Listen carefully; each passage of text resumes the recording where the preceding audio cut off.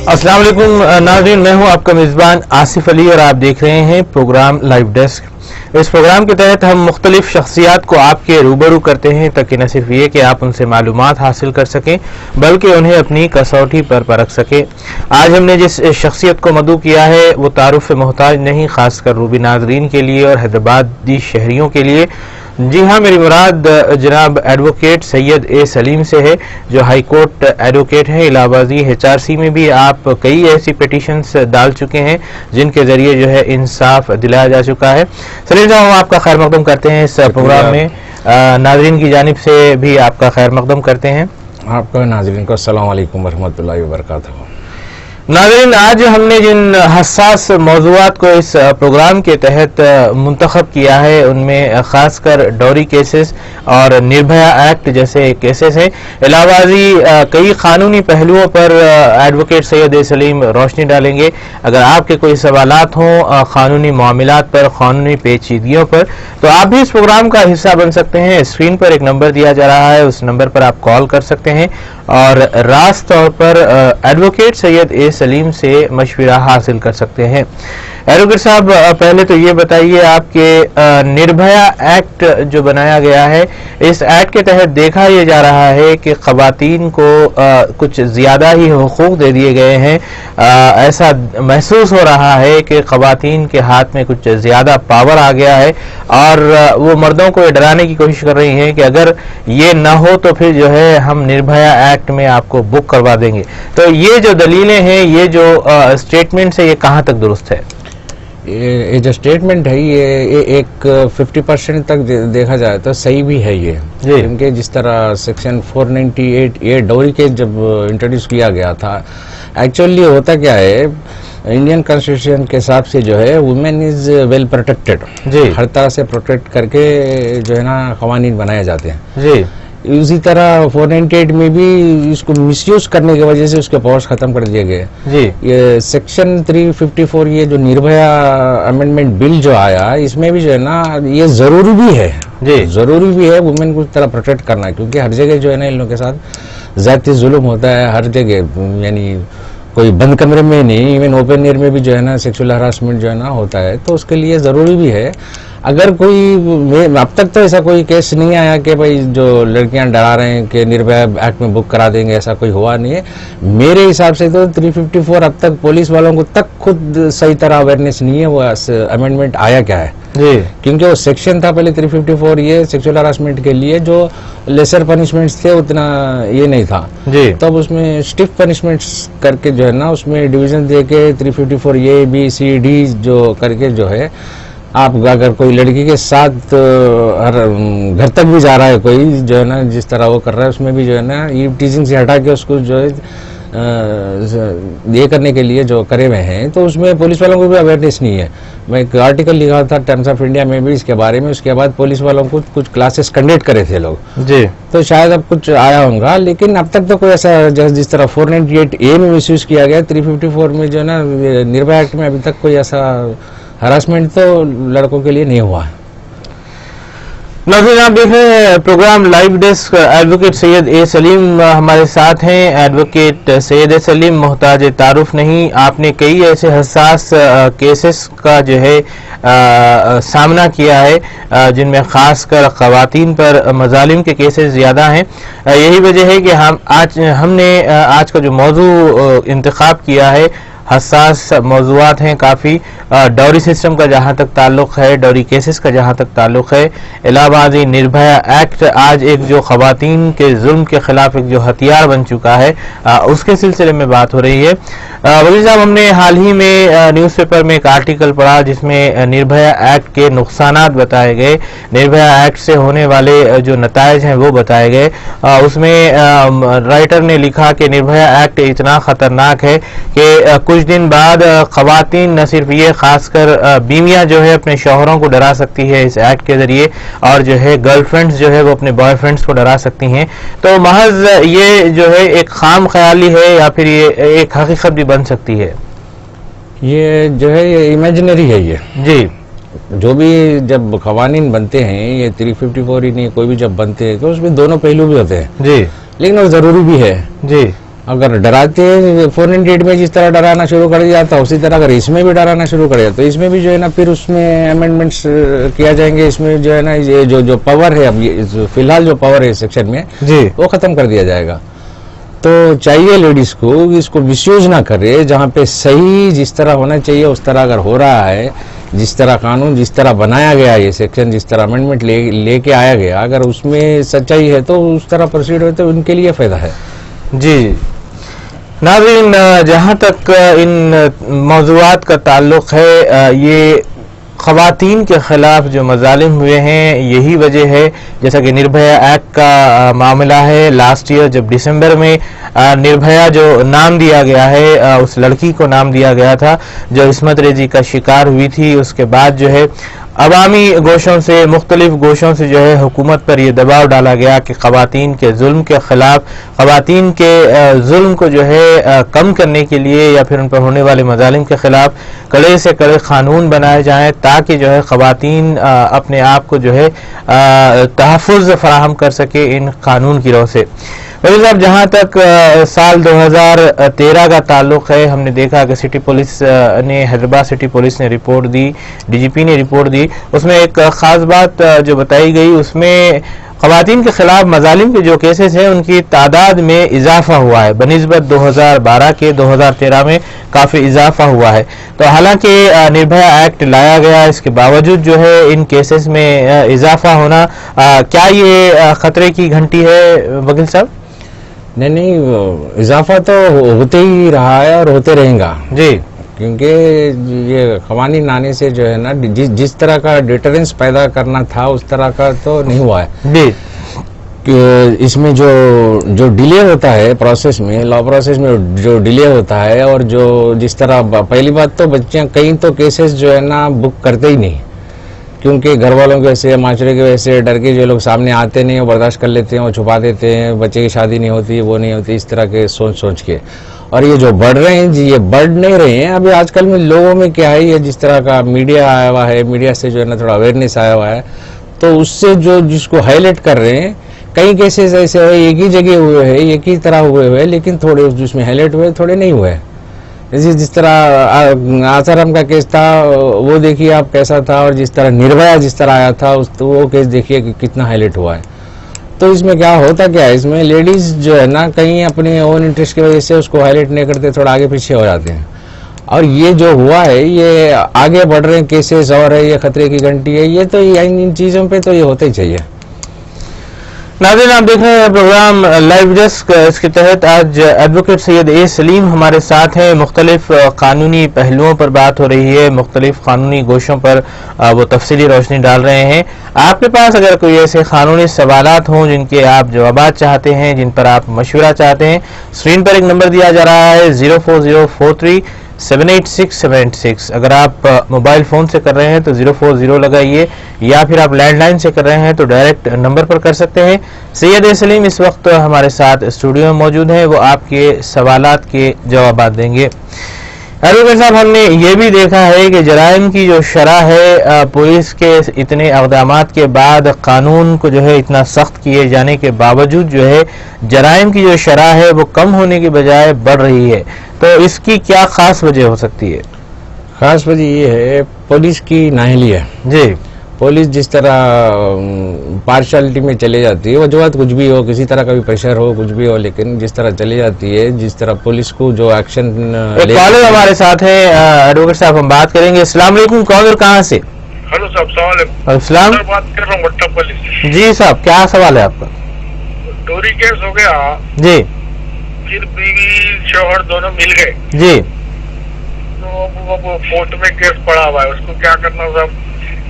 जी अभी बात करेंगे वकील साहब से। और कोई सवाल आप करना चाहेंगे वकील साहब इनसे?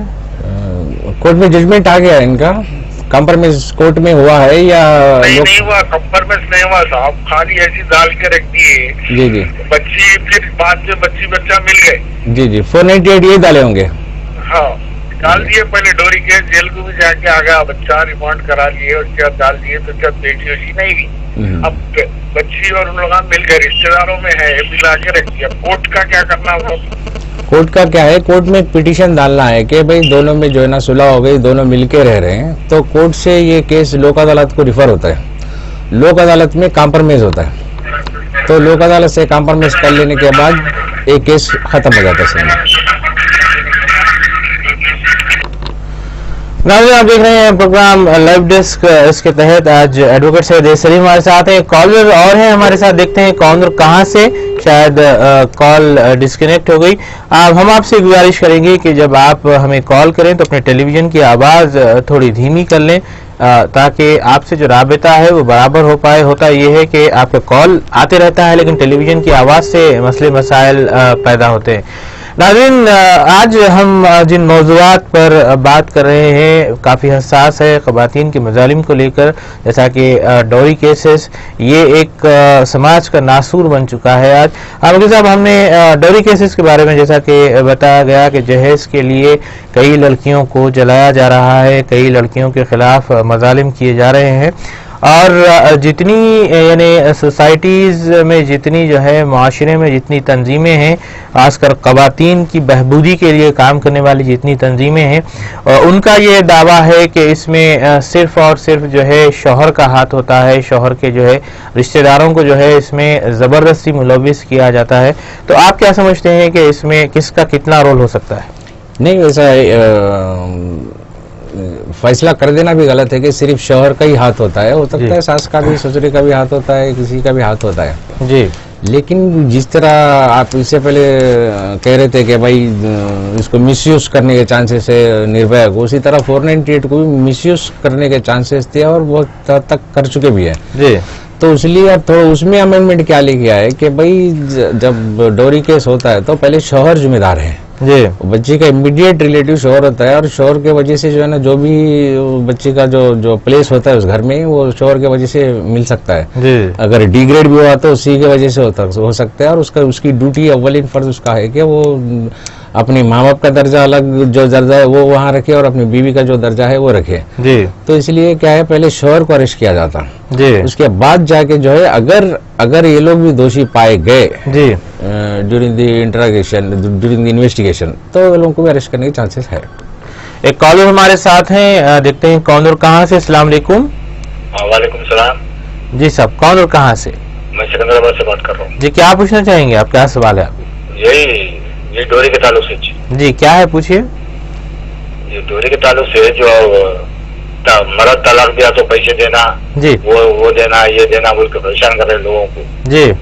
ये क्या जरूरी नहीं है ना? इस्लाम में तो जो हक है उसका ऊपर वो देते जी जी जी। फिर उसके बाद उसके साल के पैसे दो, खाने के पैसे दो, नहीं तो इतने लाख दो, उतने लाख दो जी। गलती से होता है, एक तरह की गलती से तो नहीं होता ना कोई भी चीज जी जी जी। हाँ, बात करेंगे इस पर, वकील साहब से बात करेंगे कि जहाँ तक वकील साहब नान और नुस्खे का ताल्लुक है, उन्होंने बताया कि खर्चे को जो पैसे देने पड़ते हैं, ये क्या सिस्टम क्या है, ये अदालती रौ से कर देगा कानून क्या है? अगर आप ये मुस्लिम मैरिज के तहत जो है ना शरीयत के हिसाब से इद्दत के पीरियड का पैसा तो देना है जी।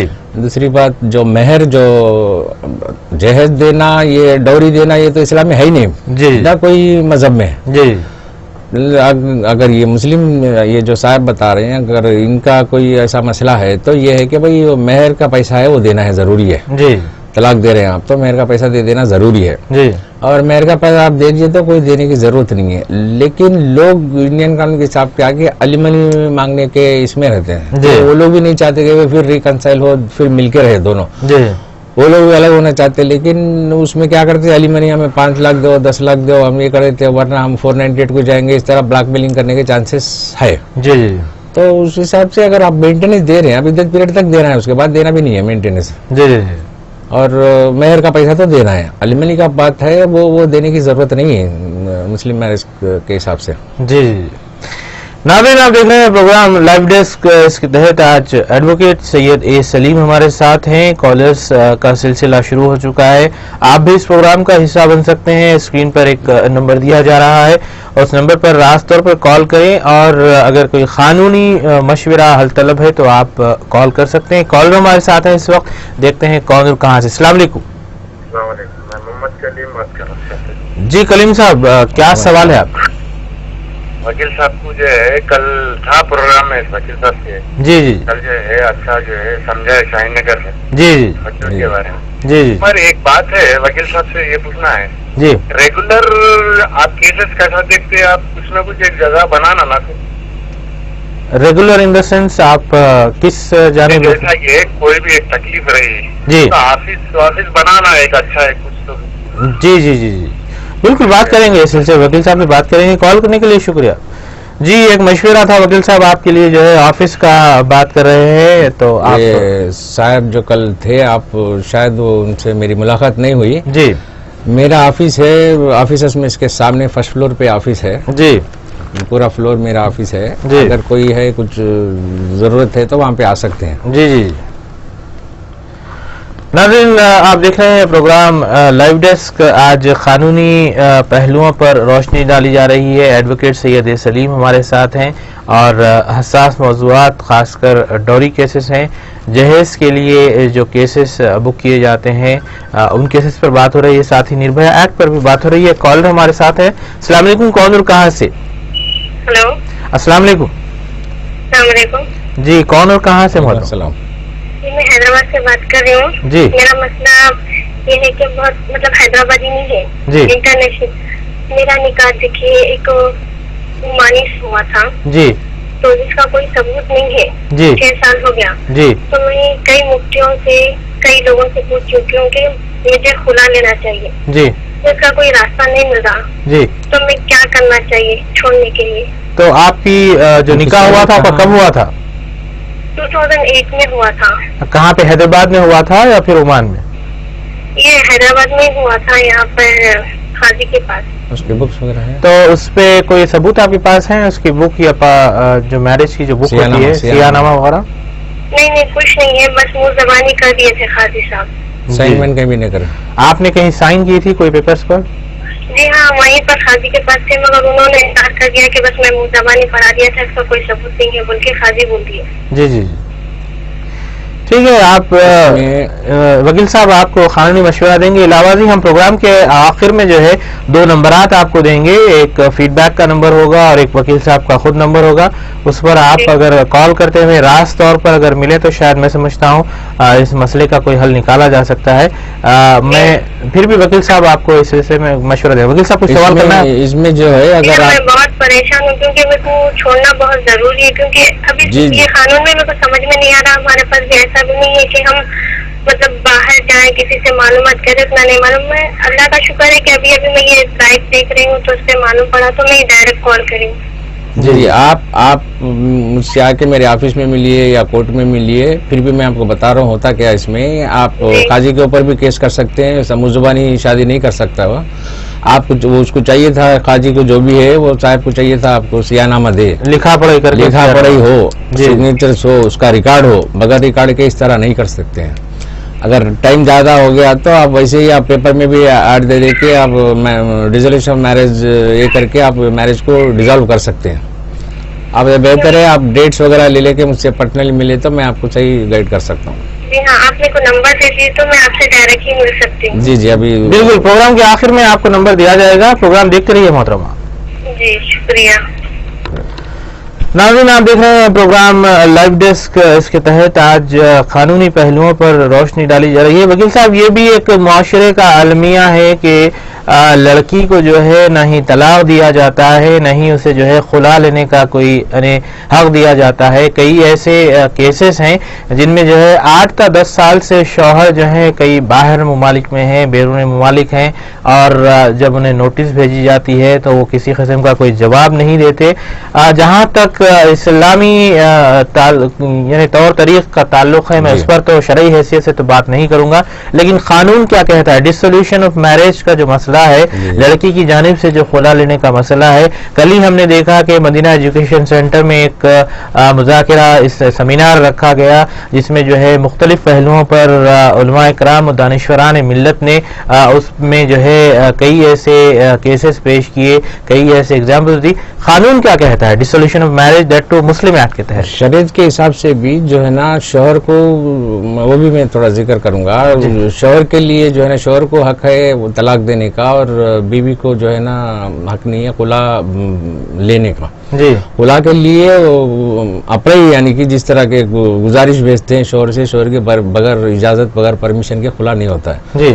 उसकी वजह है, इसको गलत समझते लोग, उसकी वजह ये है कि भाई इस्लामी तरीके में जो है ना मेहर दे के बच्चे को लाया जाता जी। अगर जिस तरह तलाक बगैर बीवी की इजाजत के जिस तरह तलाक दे देते हैं, उसी तरह अगर बीवी को लिए भी यही हक होता कि भाई मैं जो आप मदीना का बता रहे हो सुन रहा था, उसमें बहुत सारे जो ना पॉइंट्स गलत दिखे मुझे, जो शरीयत में नहीं है वो इम्प्लीमेंट करने के नए इंसर्ट करने की कोशिश कर रहे थे, वो नहीं है, वो गलत है। आपको इसलिए खुला के लिए जो है ना परमिशन लेना जरूरी है, शोहर की तरफ से आपको मेहर मिलता जी। अगर इसको इसी तरह जिस तरह तलाक बगैर परमिशन मिल जा सकता है बीवी के, तो खुला भी बगैर परमिशन बीवी को खुला मिल सकता है। अगर ऐसा पॉइंट अगर आप लेके आएंगे तो ये एक गलत ट्रैक पे चले आते लोग। कई लोग ऐसे अगर आज शादी कर लिए 3 महीने के बाद बोलिए खुला ले लो, फिर वहां से मेहर ले लिए खुला ले लो।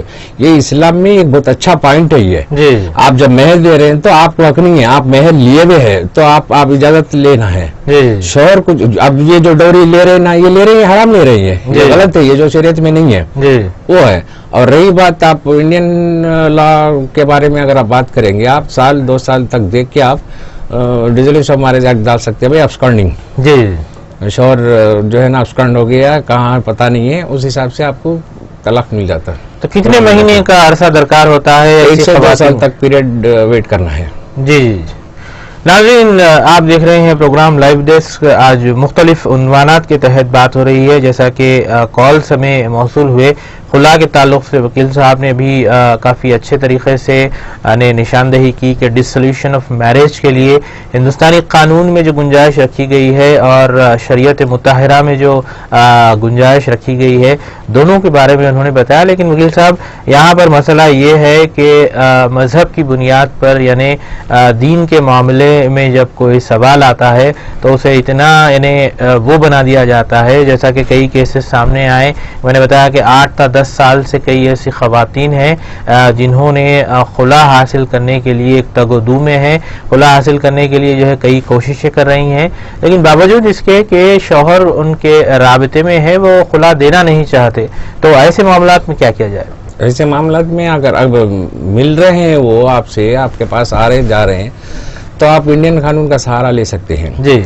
वैसे भी जो है ना आप खुला लेने के लिए इतना 8 साल 10 साल करने का भी जरूरत नहीं है। उसमें भी अगर आपसे 6 महीने भी अगर दूर है, आप अलग है, तो आप उस तरह भी फतवे कहीं जारी हुए हैं जी। अपने पास आपको तो मालूम है फतवा प्रैक्टिस पड़े हुए जी, तो उसमें सही फतवा ले ले आप, उस हिसाब से आप तो खुला भी ले सकते हैं। नहीं ले सकते हैं, मेहर ले लिया, इसका मतलब है कि जिंदगी भर वो आ ही नहीं रहे आपके पास, आप फिर भी जो है ना पड़े हुए वैसे रहना, वैसा भी नहीं है इस्लाम में।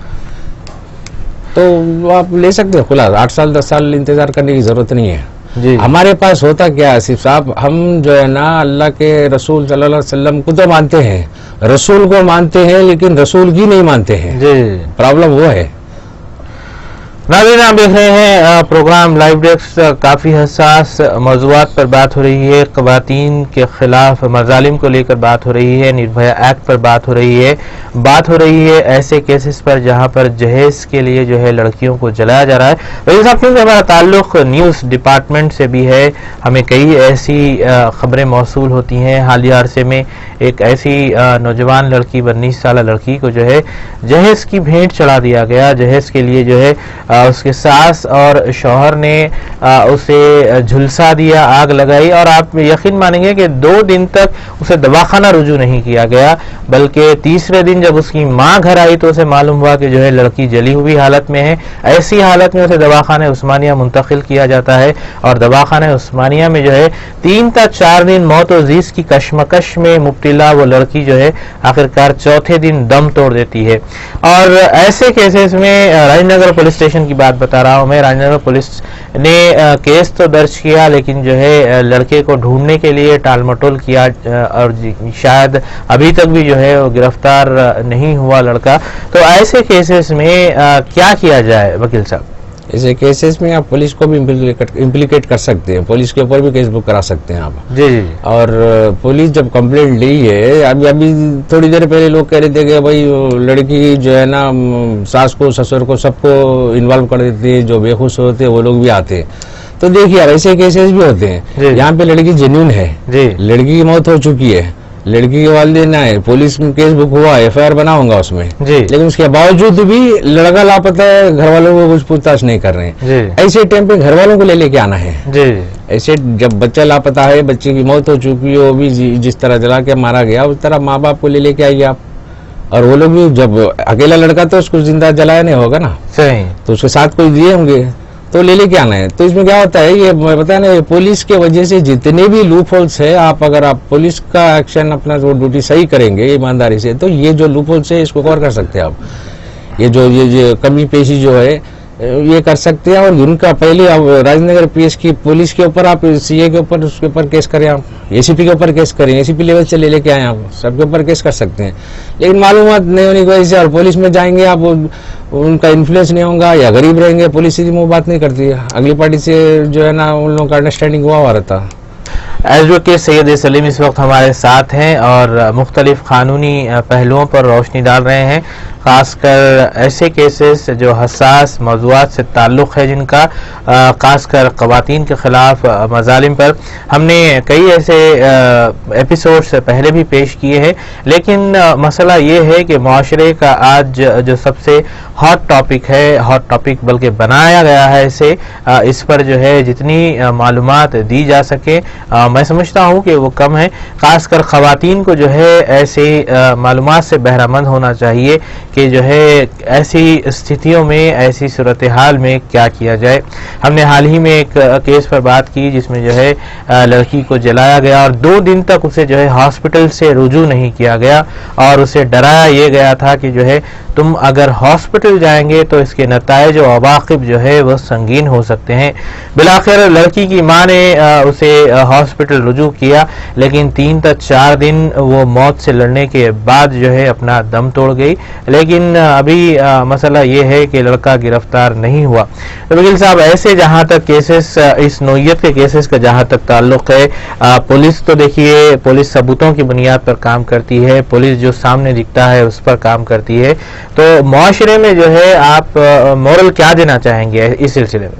लोगों को आगे आना चाहिए जी, डरना नहीं चाहिए। जिस तरह उन लोगों को डरा दिए और डर गए तो पुलिस भी कुछ नहीं कर सकती है जी। लेकिन ये जो केस आपने जिक्र किया, इसमें पुलिस को जो है ना, उससे जो हॉस्पिटल लेके गए, वहाँ पे पोस्टमार्टम रिपोर्ट होगा, हर चीज होगा, ये तो हर चीज क्लियर कट मसला है ये। इस पे पुलिस को एक्शन लेना चाहिए था, नहीं ली तो पुलिस के ऊपर भी एक्शन ले सकते हैं। लेकिन कई चीजों में ऐसा होता है कि लोग जो है आगे नहीं आते हैं, उन सूरत पे पुलिस भी हैंडीकैप हो जाती है, पुलिस भी कुछ नहीं कर सकती है। पुलिस को आप हर चीज मुआयना कराइए, आप आइए, देर से आइए, कंप्लेंट कीजिए और गवाहियां दीजिए, आप विटनेसेस लेके आइए तो पुलिस एक्शन ले सकती है। इसके बावजूद भी अगर नहीं ले तो police also can be punishable. नाज़रीन, जैसा कि एडवोकेट सैयद ए सलीम ने बताया कि अकाउंटेबिलिटी यानी सबकी होती है, पुलिस को भी जो है कटहरे में खड़ा किया जा सकता है, पुलिस भी अकाउंटेबल है। कुछ ऐसे केसेस में जहां पर एक्शन नहीं लिया जाता, खासकर ऐसे केसेस में जो है जवाबदेह बनाया गया है। आपको इन तमाम पहलुओं पर मालूमात रखनी चाहिए। वकील साहब, जहां तक आज जराइम का ताल्लुक है, खासकर ऐसे जराइम जो ख़वातीन के मज़ालिम के ज़मरे में नहीं आते, इससे हटकर जो जराइम है उनकी भी शरह में काफ़ी इजाफा हुआ है। पुलिस ने हाल ही में जब अपनी एनुअल रिपोर्ट पेश की, अपनी सालाना रिपोर्ट पेश की, उसमें जो है जराइम की शरह जो है बढ़ती हुई नजर आई।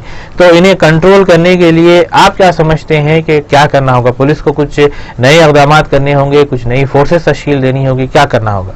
नहीं, पुलिस की तरफ से कुछ करने की जरूरत नहीं है, जो कवानीन आए वही काफी है जी। उसको इम्प्लीमेंट सही तरह अगर करें पुलिस वाले, वही बहुत काफी है जी।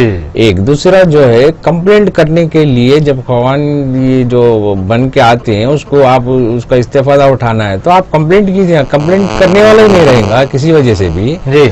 तो आप जो कुछ भी कमाने लेके आओ, आप रेप के सरेआम मर्डर करने का अगर आप कहते रहते आप, अगर वो भी लेके आए तो फायदा नहीं है। एक कॉलर हमारे साथ है, वो साहब देखते हैं कौन कहाँ से। अस्सलाम वालेकुम। हेलो, अस्सलाम वालेकुम। वालेकुम जी, कौन कहाँ से? जी मैं आशीनगर से बात कर रही हूँ, मेरा नाम आलिया है जी। मोहतरम, मैं सऊदी जाना चाह रही थी, तो मेरे पास मैरिज सर्टिफिकेट नहीं है, सिर्फ निकाह की कॉपी है जी। 1991 में मेरी शादी हुई थी जी। तो अब मैं वो मैरिज सर्टिफिकेट बनाना चाह रही हूँ, तो निकाह की कॉपी में वालदा का नाम नहीं है जी। तो वो वालदा का नाम डलाने के लिए खाजी साहब के पास, खिले के पास गए, तो वो लोग बोल रहे सऊदी एम्बेसी से स्टैम्प करा कर लेकर आओ बोल रहे। मेरी वालदा का नाम डलाना है, तो खाजी एम्बेसी से, वहाँ से सऊदी एम्बेसी से स्टैम्प डला के लाने का इसका मतलब समझ में नहीं आया। तो क्या ये तरीका सही है? नाम मेरी वालदा का डलवाना है निकाह की कॉपी में, और ये वक्फ बोर्ड वाले बोल रहे हैं कि सऊदी शोहर से एम्बेसी से स्टैम्प करवा के मंगवाओ। मैं जानना चाहती हूँ इसके बारे में, मैं क्या कर सकती हूँ? जी बिल्कुल, सऊदी की हालत सही नहीं है, वहाँ पर स्टैम्प करवाना बहुत मुश्किल है। मेरे को मैरिज सर्टिफिकेट अर्जेंट है जी। पढ़े लिखे हैं तो प्लीज जरा बताइए क्या कर सकते हैं। जी, आप कुछ सवाल कर सकते हैं आप? सलाम वालेकुम मोहतरम, आप कहाँ तक पढ़े लिखे हैं आप? जी ना, मैं पढ़ी भी नहीं हूँ, मैं ज्यादातर उर्दू मीडियम में थोड़ा बहुत आता है मेरे को। जी, 1991 में मेरी शादी हुई थी, जब वालदा का नाम नहीं डाले थे जी जी निकाह की कॉपी में। अब मैं नामपल्ली ऑफिस को गए, तो वो लोग बोले जाओ सदर खाजी के पास नाम डला के लेकर आओ वालदा का। बोले वो लोग के पास गए तो फॉर्म है, बोले कि ये फॉर्म सऊदी को भेजो, वहाँ के एम्बेसी से स्टैम्प कराओ और आपके हस्बैंड का सिग्नेचर और वो होना, अंगूठा होना। बोले वालदा का नाम मेरे डलाना है, तो वहाँ पर भेजने की क्या जरूरत है? इस जरा डिटेल बताइए, बहुत मुश्किल हो जाएगी वहाँ पर जाना, एम्बेसी से स्टैम्प होके आना, क्योंकि वहाँ की हालत भी सही नहीं है। ये जो है हाजी साहब जो आपको बता रहे हैं वो गलत बता रहे हैं, उनको मालूमात नहीं है इसके बारे में। अगर आपके पास 10th सर्टिफिकेट होता तो और आपको आसान होती थी। अगर नहीं भी है आपके पास 10th सर्टिफिकेट, आपके एरिया मंडल ऑफिस में जाइए आप, वहां से बर्थ सर्टिफिकेट लीजिए आप। अच्छी बात। वो बर्थ सर्टिफिकेट में आपके वालिदैन के दोनों का भी नाम आता है, वो ले लेके आप जो है ना, जहाँ जहाँ पे भी करना है, आप एफिडेविट उसके साथ अटैच करके आप दोनों का भी नाम जो है ना उसमें इंक्लूड कर सकते हैं। आपको सऊदी एम्बेसी से कोई मतलब नहीं है। ये आप जो है आप इंडियन है, इंडियन हुकूमत देना है आपको, जो कुछ भी देना है, सऊदी हुकूमत नहीं स्टैम्प करके दे सकती है। बिल्कुल, हम प्रोग्राम के आखिर में वकील साहब का नंबर भी देंगे ताकि आप रास्त तौर पर उनसे बात कर सकें। एक और कॉलर हमारे साथ है। अस्सलाम वालेकुम, कौन कहाँ से? वालेकुम सलाम। मैं मेहदी मैडम से बात कर रही हूँ जी। क्या पूछना चाहेंगे मोहतरमा आप? मेरे बेटे के बारे में बात करना है। जी, बात करिए। हेलो जी, आपकी आवाज आ रही है, सवाल करें। मेरी शादी 16 साल पहले हुई जी। फर्स्ट मैरिज जी। तो उससे एक बेटा था मेरा जी। खुला हो गया मेरा खुला हो गया, 16 साल हो रहा शादी जी। तो बेटे के बारे में मेरे को आज तक पता नहीं है। वो मेरा जो फर्स्ट शौहर थे ना जी, वो चले गए, मतलब जी चले गए। मेरे को कब तक गया जी, मेरे चले गए। तो अभी आपने दूसरी शादी कर ली है? कौन आप? हाँ, मेरी दूसरी शादी हो गई जी। 4 बच्चे दिए मेरे को, मगर फिर भी वो मेरा बड़ा बेटा था, उसकी याद आती वो करके इसको सुनने गया, बहुत कोशिश करी मगर नहीं मिला।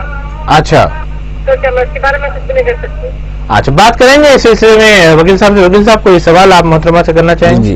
जिस मतलब जो पहले शौहर थे जी, उनकी आदत ऐसी थी, मतलब हर शादी करना, हर 6 महीने को 4 महीने को हर एक बच्चे को लेके चले जाना। जी जी जी। ये मतलब मैं जो आपके चैनल पे फोन भी करे 10 साल पहले का, 10 साल से नहीं छोड़े, बल्कि जो फोन करे थे आपको भी एक दौर जी, मैं कोई वो चीज भी एक मेरे वैसे दिख रहा हूँ। जी जी जी।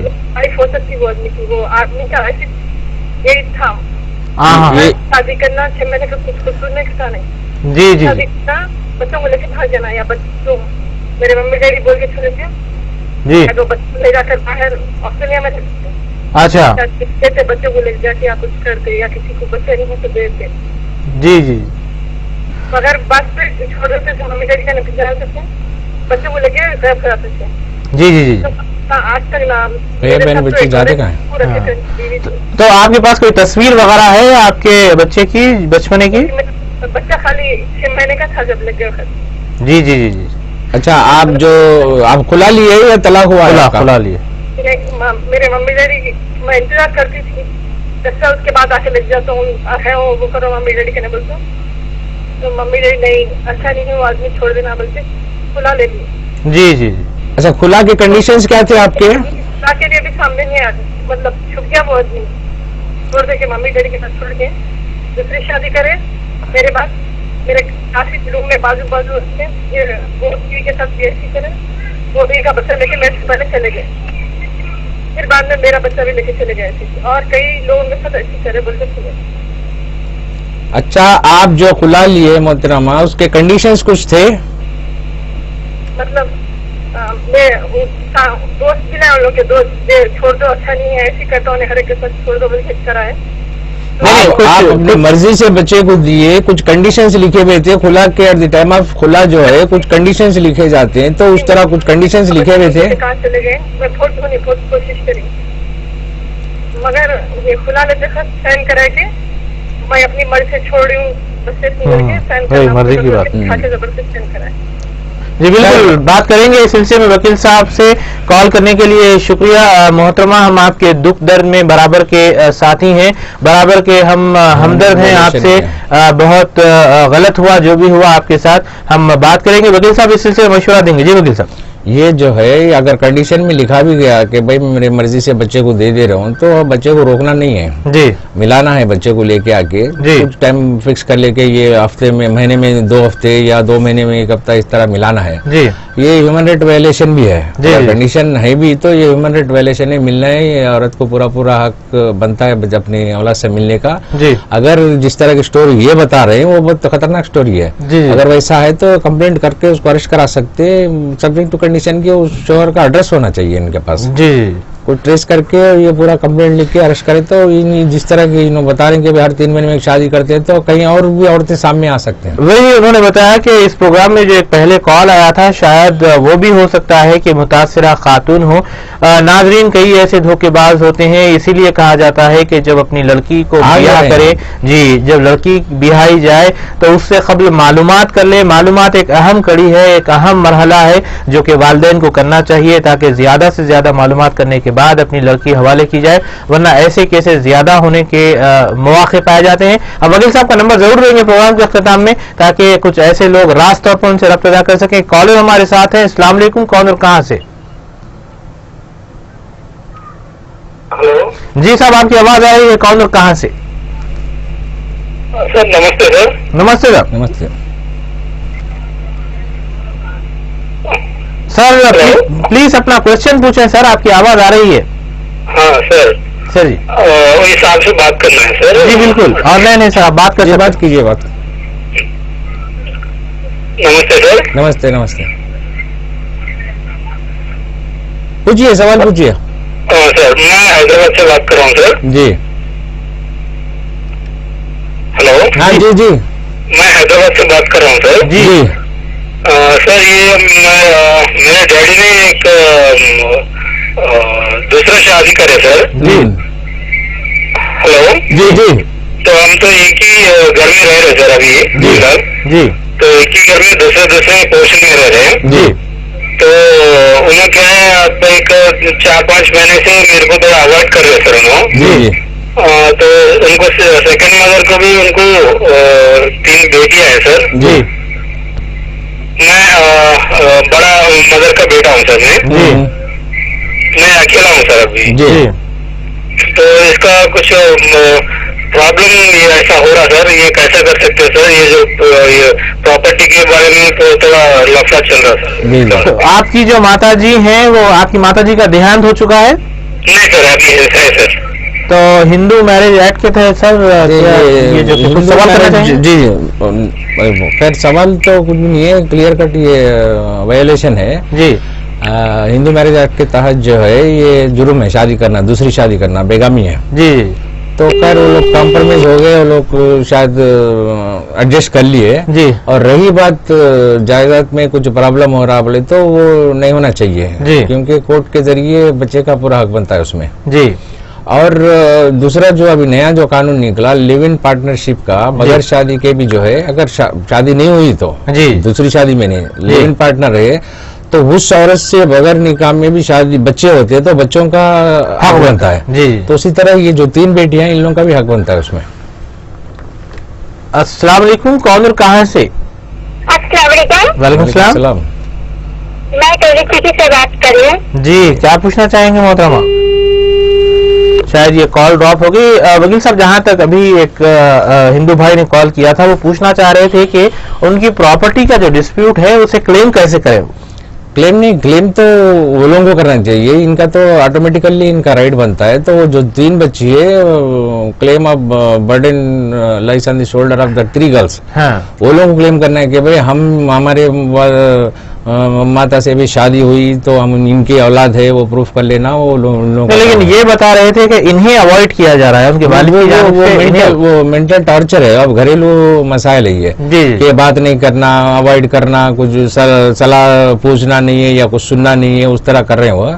वो होता है, वो दोनों वक्त होता है। लेकिन अगर इसमें कानून कुछ नहीं कर सकता, कानून नहीं बोल सकता भाई आपके बेटे से बात क्यों नहीं कर रहे, बात करो ये नहीं हो सकता है। लेकिन रही बात जायदाद की या किसी चीज की बंटवारा जब हो रहा है जी, आप पार्टीशन सूट डाल रहे हैं आप, तो उस टाइम पे ये जो है ना ये पूरा क्लेम कर सकते हैं। तो वो बच्चियों का ड्यूटी है, वो लोग जो है ना या उसको ये करे कि भाई ये हमारा भी हक बनता है, हमको भी जो है ना इसमें हिस्सा मिलता है। जी जी जी। जहाँ तक अब यूं समझ लीजिए आपकी पहली बीवी के लड़के को अगर मरहूम रखा जा रहा है, महरूम रखा जा रहा है, सॉरी, तो जब वैसी सूरत हाल में जो है ये क्या कर सकते हैं? यही अगर ऐसा रखा जा रहा है बोले तो ये it's an again human right violation है। जाके जिस तरह वालिदैन बच्चा अगर नहीं देख रहा, नहीं बात कर रहा है, तो जिस तरह जाते हैं उस तरह औलाद भी जा सकती है। जी बिल्कुल। एक कॉलर हमारे साथ है इस वक्त। अस्सलाम वालेकुम, कौन और कहाँ से? हेलो सर, मैं शफीक बात कर रहा हूँ सिकंदराबाद से। जी शफीक साहब, आपका प्रोग्राम में खैर मकदम है, क्या पूछना चाहेंगे आप?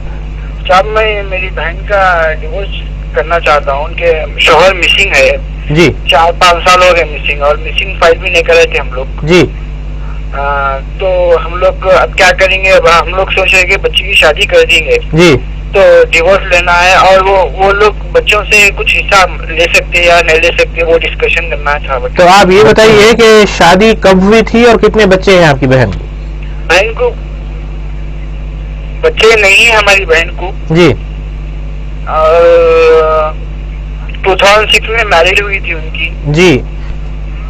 मिसिंग आपने जो बताया कि वो कहीं चले गए हैं या फिर कहीं बैरून मुल्क में मिस है? हाँ पता नहीं सब, मुझे तो वो जॉब के वास्ते ज्यादा मुझे बोले थे, उसके बाद में फिर उनसे बात नहीं हुई थी। तो तकरीबन 5 साल का अरसा हो गया जाके?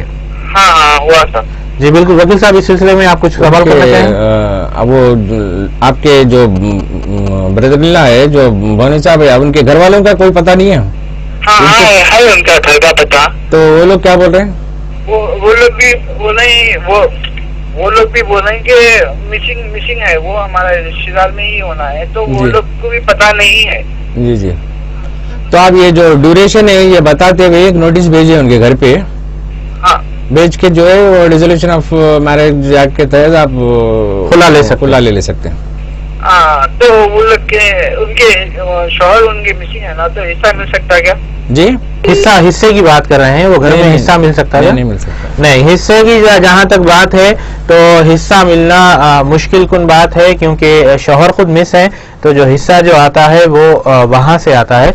तो उस सिलसिले में जो है ये बताया जा सकता है वकील साहब कि हिस्सा नहीं मिल सकता ऐसा। तो सिर्फ जो है डिसोल्यूशन ऑफ मैरिज हो सकती है, ये दूसरी शादी खुला ले सकते हैं, लेकिन ऐसा कोई हिस्सा नहीं मिल सकता जी। एक कॉलर हमारे साथ है इस वक्त, शायद ये कॉल ड्रॉप हो गई। नाज़रीन, हम आपको बताते चले कि प्रोग्राम लाइव डेस्क सिर्फ आपके लिए मुनक्किद किया जाता है, सिर्फ आपके लिए इसका एहतमाम किया जाता है, इससे भरपूर आप इस्तिफादा कर सकते हैं। अपने जो कानूनी मशवरे हैं, अपने जो कानूनी सवालात हैं, उन सवालात को लेकर जो है एडवोकेट सैयद ए सलीम एक माहिर वकील है। अल्हम्दुलिल्लाह कई ऐसे केसेस हैं जिनमें उन्होंने कामयाबी हासिल की है, और जहां तक इंसानी हुकूक की पामाली का ताल्लुक है तो उस पर भी उन्होंने बढ़ चढ़कर आवाज उठाई है। और रियासती इंसानी हुकूक कमीशन में जो है आपने कई ऐसे केसेस की नुमाइंदगी की है जहां पर इंसानी हुकूक की खिलाफ वर्जी हो रही थी, और आपकी मदाखिलत से अल्हम्दुलिल्लाह वो कामयाब भी हुए हैं। या जहां तक कानूनी मशवरों का सवाल है, चाहे वो डॉरी केस हो, चाहे फिर जहेज की लानत का कोई केस हो या फिर निर्भया एक्ट हो, तमाम ऐसे केसेस में जो है आप उनसे सवालात कर सकते हैं। आप उनका नंबर नोट कर लें। कुछ ऐसे नाज़रीन भी हैं जो अपना मसला देने में हिचकिचाते हैं ताकि प्रोग्राम लाइव चल रहा है, ऐसा ना हो कि नाम मालूम हो, पता मालूम हो या फिर खातून है ये मालूम हो। तो ऐसे नाज़रीन से हम ज़रूर गुजारिश करेंगे, और ऐसे नाज़रीन भी जो इस प्रोग्राम में शामिल नहीं हो सके किसी न किसी वजह से, चाहे तो फ़ोन एंगेज था या फिर कुछ ऐसे वजूहात की वजह से, वो भी जो है हमारे वकील साहब का नंबर नोट कर सकते हैं और बाददा रास्त तौर पर उनसे आप कॉल करते हुए बात कर सकते हैं, अपने मसले की यकसुई कर सकते हैं। और हम तो ये चाहेंगे कि जितना हो सके जो है मसले का हल खुशगवार निकले, जितना हो सके ऐसे घर न टूटें जो आखिरी कगार पर है टूटने की। इंशाअल्लाह हमारी यही कोशिश है, चैनल की यही कोशिश है, चैनल इंतजामिया की यही कोशिश है। आप फोन नंबर नोट कर सकते हैं एडवोकेट सैयद ए सलीम का 95428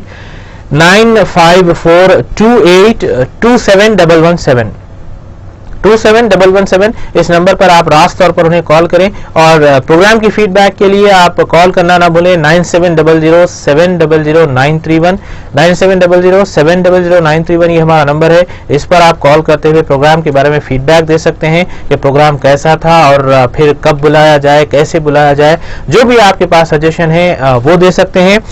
लास्ट बट नॉट लीस्ट, मैं प्रोग्राम के बैकग्राउंड में जितने हमारे साथी हैं जिन्होंने हमें प्रोग्राम के कामयाब पेशकशी में ताउन दिया है, उन तमाम मेंबरान के मशकूर हैं, जिनमें खासकर मोहम्मद उवैस हैं, मोहम्मद ताहिर है, पीसीआर इंचार्ज मोहम्मद आरिफ है, हमारे ऑपरेशंस मैनेजर मोहम्मद इब्राहिम है। कई ऐसी शख्सियतें होती हैं जो प्रोग्राम के पीछे यानी पर्दे के पीछे से काम करती हैं। उन तमाम का हम तहे दिल से शुक्रिया अदा करते हैं और उम्मीद ये रखते हैं कि उनका ताउन हमें जारी रहेगा। लास्ट बट नॉट लीस्ट, हम एडवोकेट सैयद ए सलीम के मशकूर है कि गुनागो मसरूफियात के बावजूद आप समझ सकते हैं कि हाई कोर्ट में एडवोकेट होने के बावजूद वो कितने मसरूफ रहते हैं, लेकिन फिर भी हमने जब कभी उन्हें जो है दावत दी है वो बिला हिचकिचाहट जो है हाजिर हुए हैं और उनके भाई हम मशकूर हैं। नाज़रीन, हम आपसे उम्मीद रखते हैं कि आपका आने वाला हफ्ता जो है वो इंशाल्लाह ज़रूर अच्छा जाएगा और हम फिर एक हफ्ते के बाद अगले इतवार को हाजिर होंगे आपके रूबरू, सिर्फ आपके लिए। वकील साहब, हम आपके मशकूर हैं। नाज़रीन की जानिब से भी जो है हम आपका शुक्रिया अदा करते हैं। कोई ऐसा मैसेज जो आप आखिर में देना चाहेंगे? मैसेज तो पहले आपका और का जो तमाम टीम का जो है ना, मैं शुक्रगुजार हूँ जो मेरे को ये मौका दिया गया, जो मैं नाजरीन से जो है ना जो भी उनके मसले मसाइल है उसके साथ डिस्कस करूँ जी, उनको कुछ राय मशवरा दे सकूँ। जी जी नाज़रीन, हम विदा चाहते हैं, आपसे इजाज़त चाहते हैं। इंशाल्लाह एक हफ्ते बाद फिर मुलाकात होगी। अस्सलाम वालेकुम।